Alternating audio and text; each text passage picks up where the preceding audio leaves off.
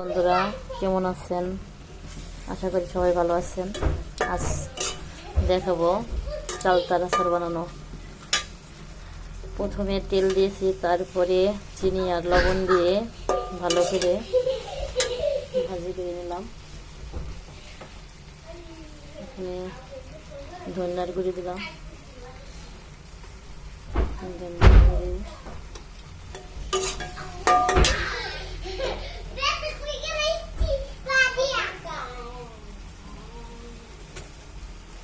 মরিচের গুঁড়া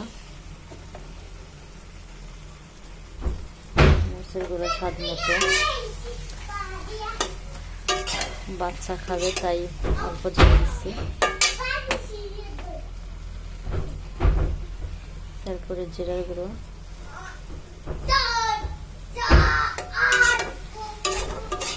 দিয়ে ভালো করে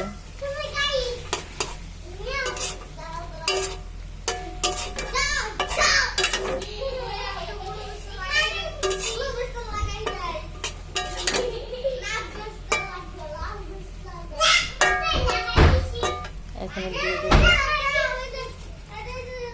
পাঁচফোড়নের গুঁড়ি,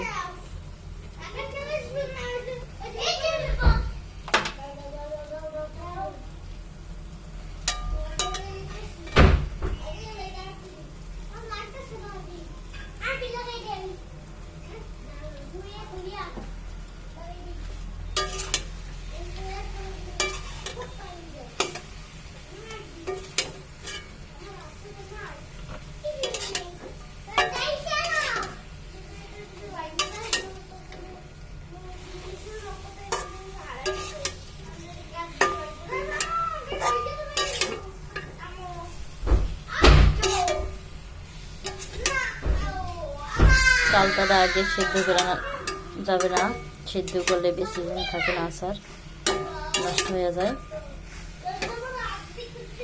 তাই এমনভাবে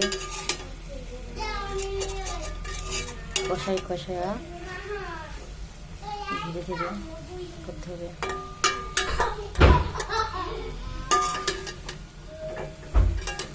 এটার ভিতরে একটু শক্ত থাকে, খেতে অনেক মজা।